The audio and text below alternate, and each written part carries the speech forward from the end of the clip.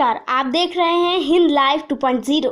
प्रधानमंत्री नरेंद्र मोदी जी, जिन्हें आज तक पानी पी पी कर गाली देते थे, जो लोग बीजेपी को एक आंख नहीं भाते थे, आज वह उन्हीं के नक्शे कदम पर चल पड़े हैं।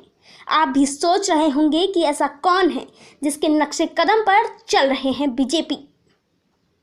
तो सुनिए, स्वर्गीय इंदिरा गांधी जी आज आइडियल बन गई हैं मोदी जी की।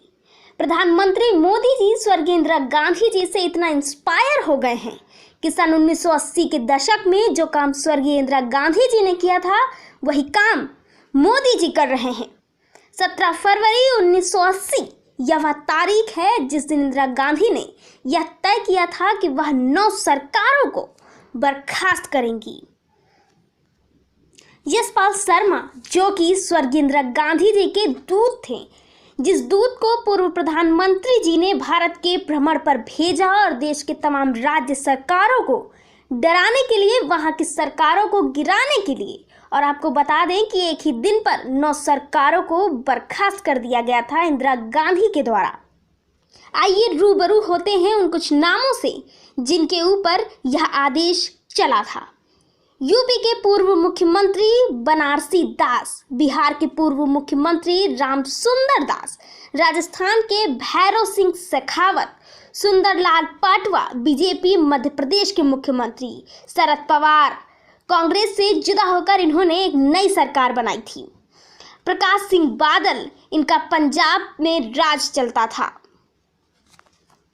बाबू भाई पटेल, गुजरात के सीएम नीलमोनी राउतरे, एमजी रामचंद्रन, ये वो तमाम नाम हैं जिनकी सरकार को स्वर्गीय इंदिरा गांधी ने 17 फरवरी 1980 में अपने फरमान के तहत इन सभी सरकारों को धराशाही कर दिया था। सिर्फ इतना ही नहीं, कई ऐसे राज्य और थे जहां डरा धमकाकर, कभी पैसे से या कुछ न कुछ करके इन सभी सरकारों को हटा दिया गया, जिनमें सिक्किम, हरियाणा, कर्नाटक और हिमाचल प्रदेश भी शामिल था। उस टाइम पर कोई एंटी डिफेक्शन लॉ नहीं था, लेकिन फिर भी संविधान की धज्जियां उड़ाई गई और आज यही काम बीजेपी कर रही है। इंदिरा गांधी ने यह भी कहा था कि उन्होंने ऐसा इसलिए किया ताकि उनकी सत्ता रहे और ये देश में अपनी नीतियां लागू कर सके। और आपको बता दें कि ऐसा इसलिए हुआ था क्योंकि स्वर्गीय इंदिरा गांधी जी की सरकार कुछ समय पहले बाकी की सरकारों को रौंदते हुए लोकसभा चुनाव जीत चुकी थी। उन्हें ऐसा लगा कि वे सबकी प्रिय हैं, या यूँ कहें एक अहंकार था जीतने का।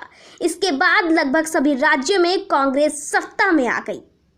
अब यदि आप पिछले बीते 8 सालों की तुलना 1980 से करें तो इनमें ज़्यादा अंतर नज़र नहीं आएगा, क्योंकि अब यह देखिए कि पिछले 8 सालों में क्या हो रहा है, वही जो 1980 में हुआ। पैसों का इस्तेमाल किया जा रहा है दूसरे राज्यों के सरकार गिराने के लिए। जो काम पिछले 8 साल से हो रहा है वो भी आपराधिक ही है। कर्नाटक में बाकायदा बीएस येदियुरप्पा की ऑडियो रिकॉर्डिंग सामने आई थी, लेकिन इस पर कोई कार्यवाही नहीं हुई, मीडिया ने इस पर कोई बात नहीं की।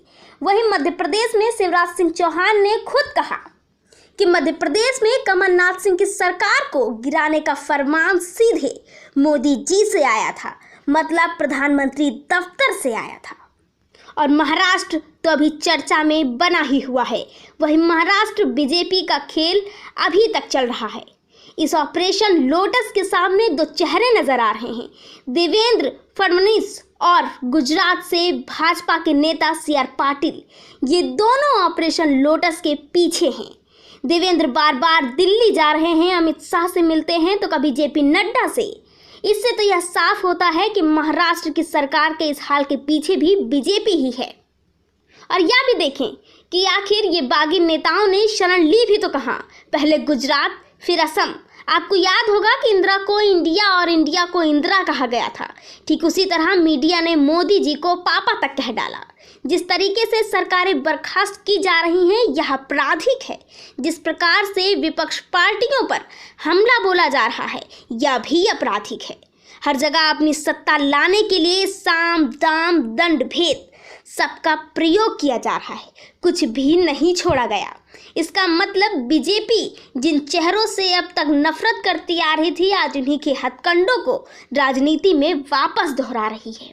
अब आगे आगे देखिए कि सत्ता में सरकार लाने के लिए होता क्या है। तब तक के लिए हमारे चैनल को लाइक और सब्सक्राइब करना ना भूलें। धन्यवाद।